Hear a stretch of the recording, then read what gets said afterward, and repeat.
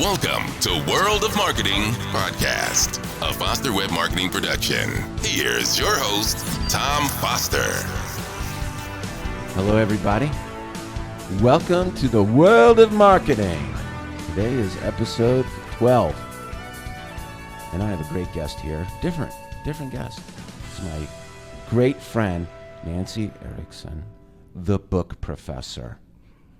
Right, Nancy? Yes. I'm sorry. I told every you time it was I'm fun. with you, I know every time I'm with you, I just laugh. Hey, that's a good thing, though, right? It is a good thing. It is a good thing. Right. You're laughing with me. I am. Not at me. Well, yeah, maybe kind of. So I know Nancy because you were recommended by one of my best friends in the planet, Ren Jackson. True. And we are here at REM Summit. We are. This is the first time we've actually met in person. Which doesn't seem that way because we've done so many video, meetings that it's like, you were just taller than I thought you were going to be. That's good. That's a good thing. You're shorter than I thought. So you're taller than I thought too. Am I? Yeah. 5'7", yeah. The silver fox. Well, the 5'7" silver fox. In the I thought day. you said silver fox. Okay. Yeah. That's good. Okay. We were talking pre-show about CBs and stuff, so that's where that came. Nobody even knows that what dates I'm us, talking so about. It's okay. let's don't talk about that anymore. So you're a book coach, right? Yeah. Let's just. Yeah, that's I have a book coach and a publisher. Yes. Yeah, And so you came recommended to me by Rem. You just helped him do his book. Right. We just released his book. I think it was in June. Mm-hmm. So. And I read it. Yeah, it's a good book, isn't it? Yeah. I thought it was really good. The thing that's good about it is it sounds like him. That's exactly it's what not sanitized. It just sounds like him. And it's got the way he says things, Mm-hmm. and I just like I was saying in there, and I actually laughed out loud many times reading that book, and just looked around because I could just hear his voice in my head. So great job on that. Thank you. And I know that you're also working, and hopefully it'll be out soon. He told me at January 1, Dr. Peter Wishney. Yeah, he's just about finished with writing it, so we're buddy closing in on the release date. So you're helping me with mine. I am. We're still. Maybe that's what makes me laugh. Right, I know that is. We'll just dance around that. But I'm working on it. No, let's don't dance around because you have a great message, Tom, and thanks. You're getting it done. I mean, you have something that that will help people. It will really improve their lives. So. Well, thank you for that. So let's back up and tell me how you got into the world of book coaching, writing, helping people write their books, and then publishing. Tell me how you got into it. Well, sideways, actually. My original career was in high tech. I was a systems engineer for IBM when I graduated from college, and then I went to work later for Oracle. So anyway, I'm pretty well versed in technology, and also people can't really fool me or pull the wool over my eyes on tech stuff. But I hated it, And sometimes you get trapped in a career because you're making so much money. And that was the case when I was a sales manager at Oracle. And every day I woke up and it was just like, oh my gosh, it was like there was a clamp around my throat because you have multi-million-dollar quotas and nobody's nice, So it's all around money. It's all around money. It's big all corporation money. Right. And, anyway, so my dad was diagnosed with a terminal brain tumor. And so we knew he only had 7 months to live. And so I just quit everything and went, my sister and I, she and I tag teamed down. My folks lived in Florida, so that someone would always be with my folks during that time. So then when he passed away, I came home and I was like, oh, okay, so now what am I going to do? And I had always loved to write. I'd had things published when I was younger, et cetera. So I thought, I don't really have to make that kind of money anymore. My kids were out of college. And so I started looking around at how could I hone these writing skills and everything. I'm like, well, I'm not doing undergrad stuff. I've already done that. So I actually went back to school to get my master's degree. I got a master's of fine arts in writing. Wait. So you worked in the corporate world for a long time. Oh, yeah. How long? Oh, 30 years. Wow. Yeah. So, okay, I didn't pick up on that the first time. Yeah. So you did that, and then your kids are off to college, and Right. you went back to school. And I went back to school. Good for you. And I was like the oldest one there. It was like, but you know what? When you spend a long time doing something that you're good at but you hate, you forget that things can really excite you. Yeah. And so the first day I was in class, I mean, I just felt my heart sing. It was just exactly what I wanted to do and where I wanted to be. And so that was a 2-year kind of round-the-clock program. And then my specialty was nonfiction. And I strictly work with people writing nonfiction now. So when I graduated, I started a publishing company. And I also joined the faculty of that university to teach writing. And so you know, a lot of things in life are really serendipitous, and sure. and you know, you just attract certain things that you want, which is kind of the case. So I started this publishing house for nonfiction books, but I didn't have any clients. You know, I didn't have any authors, but it was probably within 3 weeks that I was talking to someone and said I'd started this publishing company, and they said, "Oh, I need this woman to talk to you. She's been looking for a publisher." So anyway, the first book that I published was written by a Holocaust survivor who had gone to school with Anne Frank. Wow. And so what I got from her was a series of interviews of the other kids who were in school with him at the time that were still alive. And they were interviews that had been translated from Dutch into English. That was the book. So, you know, I don't know if people understand that what editors do is they just rewrite the whole damn thing, you know. And so we rewrote all this stuff to make it in a marketable format. And we did our book release for that book in Amsterdam at their school. Wow. And it was so cool. It was just I don't know, I've never had an experience like that before. And then so I was in Europe for about 6 weeks just traveling and stuff, kind of piggybacked on that trip. And I got a call from these other authors who said, "Oh my gosh, we've heard of you." And I'm thinking, how? I published one book, you know. And anyway, I ended up taking on that project. And for that book, we ended up getting back cover endorsements from Sir Paul McCartney and Cindy Crawford. And so I thought, I think I might know what I'm doing. So you know the here. Beatles. Yeah. Oh my God. This will date me, but I saw him on the Ed Sullivan Show when I was 4 years old, and I literally fell in love with Paul McCartney that day. We have the same birthday. Oh man, we're real connected. It's meant to be. Talk about serendipity. I know. So anyway, so I was getting a lot of manuscripts from people who fit my niche, and so our niche of nonfiction is we strictly work with material that will either save lives, change lives, or transform society. And so I was getting manuscripts from people that had that desire, but it was so poorly written I couldn't find the story in there, and I couldn't do anything with it. So I literally had kind of a God moment where one day I just felt like this thing swooshed through me, and it was like, stop the publishing thing for now, and because what your role is to help thousands and thousands and thousands of people to get that message out of them and out into the world so it can do its work. So I took a step back and wrote this step-by-step process to help people who aren't writers become authors. So is this, now you have groups that you work with, individuals, Mm-hmm. and you have this program where they can kind of do it themselves, or Yeah. is that what you're talking about? Yeah. So I have you, Tom, Yeah. who you're in a class of your own. Yeah, that's, No. hey, you're- thanks for that. Yeah.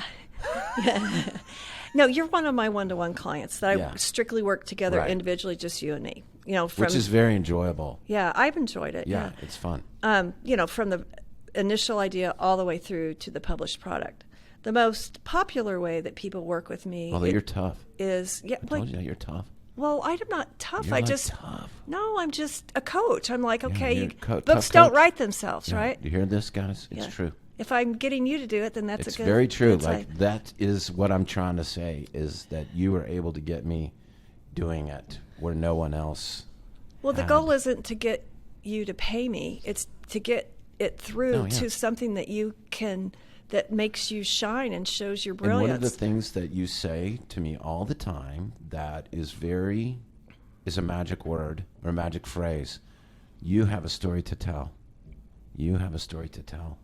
And that's what you're saying, is like there's so many stories to tell. People don't think that they do. I know they don't. And see, this is the thing. You said that we were just listening to Mary Beth Crane earlier, and you ran up and said, that's a story, that's a book. It so is. True. Yeah. But here's the thing, is that this is kind of what drives me, and what makes me excited, is that we have so many problems in our world that we don't even hardly know how to name them anymore, much less offer a solution. But I believe that we can solve all our problems, and the answers are trapped inside people like you. And that when you simply tell what you know, what you've developed, what you've gleaned, what you've overcome, what you've built, then you become the source of two things that people can't live without. And those two things are hope and help. And so my goal is to get that message out of you and out into the world where it can do its work and change lives and save lives and transform society. It's kind of not really even about the book. It's about getting your message out into the world to the people. Message. It is. It is. And so we started talking about the group coaching. So most people engage with us in what we call group coaching. So there's cohorts of like maybe 5 to 7 people, small groups, that becomes your book mastermind. That's that's a funny word, cohorts. Is it? Yeah. We use it in education, yeah. It's like, okay, group of, well, anyway, go ahead, I'm sorry. A group of... I know some of them. You're thinking about playing and doing despicable things with your cohorts of old friends, right? Well, yeah. That's where Thomas went, too. Thomas is like, yeah, that's exactly where my head went. Okay, let's call it a mastermind group very then. good. Yeah. It's a mastermind group. So everybody starts with just their idea for the book, and through a week by week, what they do is they log into the client portal of my website, and every week for a year, there's a video lesson that you do, there's homework to download that you complete, and then once a week we're on a group coaching call where we talk about what you're doing. And so it is, shaved down into really bite-sized pieces so that it's not overwhelming. I work with a lot of really busy professionals, and so it's chunked in a way that they can actually get it done from beginning to end. And they also kind of help each other.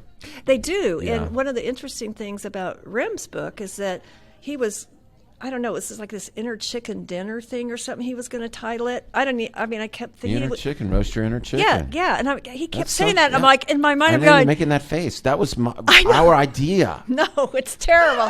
Terrible for a book title. Because Rim is not a chicken dinner, right? So, it's not chicken dinner. Roast your inner chicken, which is... Okay. That's a different book.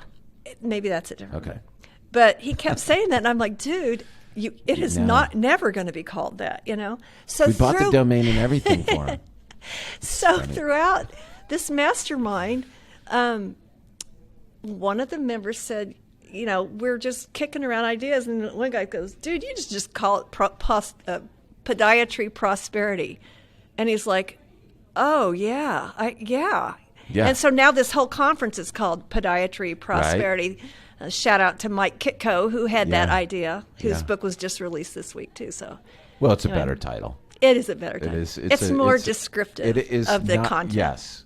Anyway, that's a topic for another day. But that's more about mindset and about how you think. But I like this what he did, because it is the 4 pillars, and it's how he... So good job on oh, well. unherding that's those the mastermind. That's the mastermind. That's power. the group one. Mm-hmm. And then... The self-directed course is exactly the same material, meaning you log into the website, it's the exact same videos and downloads that you do. It's a video run course through you. It is a video. You've done the videos. No, I did all the videos. Right. So the teaching is all the same no matter who your group coach is, right? Whether it's one of our other staff that do the group coaching calls or me. But it's the same material. But there's none of us. Right. I mean, I tell people... It's less expensive. Way less expensive. Right. And I tell people, before they sign up, I said, we won't even answer your emails because that you're not, but you can always upgrade. Yeah, if you want to upgrade to yeah, the group if coaching. they need help or whatever, they can upgrade. Yeah, right? and you can upgrade from the group coaching to one-to-one coaching, which is what Peter Wishney did. Oh, he did? Yeah, he started off in a group, okay. and he's like... That makes sense. Yeah. Well, so you have these 3 great programs. For guys like me, that it's funny when Rem told me about it, I was like, oh, I want that one-on-one thing. Yeah. And so that's just kind of was, and you've been great with me. We have work to do still. And then the group thing that the mastermind that Rem went through. Right. And what is it? How long does it take? It takes a year. Yeah. Yeah, and I'll tell you why. Because sometimes people are like, a year. Why would it take so long? And I'm like, well, how long do you think it should take? It's taking you 50 years so far. How long have we been doing mine? 2 now? No. How long has it been? Well, is it longer than 2 years? No, it's less than. Okay. It's less than. But that's because we're a little off pace. I know, but I kind of like pulled it over to the side of the road and rechanged everything. Yeah. From the first. Yeah. So we're going now. But you're so nice. It takes a year, but for 2 reasons. One is that I seriously work with really busy professionals, and it's chunked in a way that you can get it done in that amount of time. But probably the more important thing is that it takes time, and while you're working on your book is working on you, and it needs to have room to develop and to breathe and to create its own energy, which it will, because it will become its own kind of energy that's thing. What's happened. And you'll get this momentum and stuff, and you don't want to shortcut that. I see stuff online sometimes like write your book in 90 days or a weekend, and I'm like, well, something, there's a place for that, I suppose, if you're just doing like a little 30-page kind of something or other, but I tell we don't work like that. Well, you asked me in the beginning, you said, is this a marketing book or is this a book where you're trying to help people? Right. And, because you help people write books that help other people. Right. I mean, if there's marketing in it, great. But well, yeah, it's because not if it's your message, 15-step right, in but 15 pages. Your book should do 3 things for you. It should establish you as an expert in your field. It should increase your credibility, and it should help you attract a following.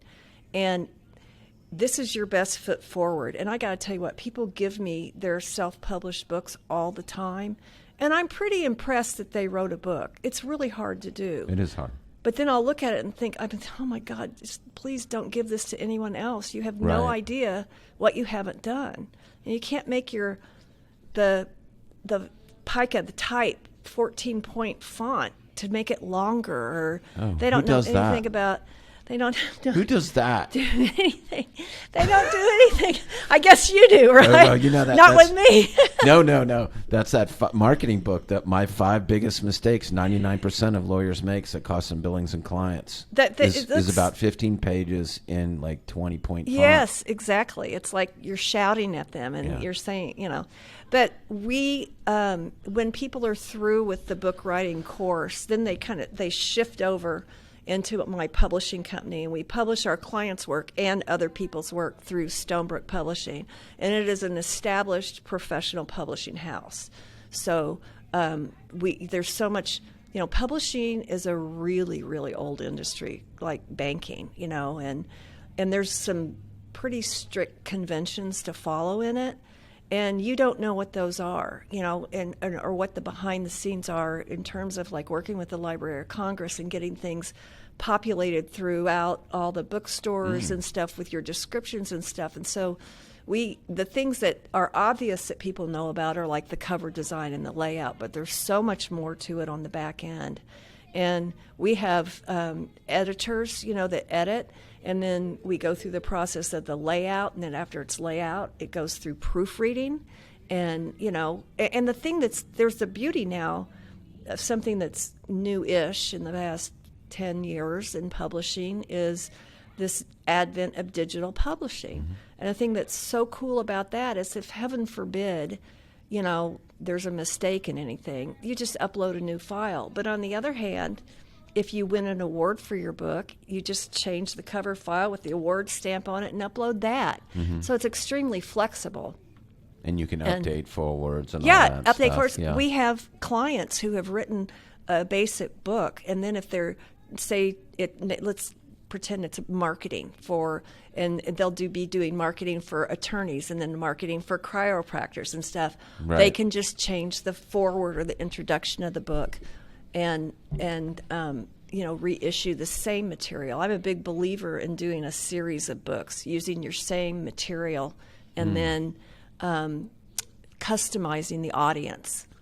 So I'm going to have to ask you about that. Yeah. Because I'm thinking about that myself. So further, can I just mention one more please. thing about the process? Yes. Is that so people are like, how do we get started? And I don't know how to start. Well, we start off by asking you to answer a series of foundational questions that can really pull the content of the book from you.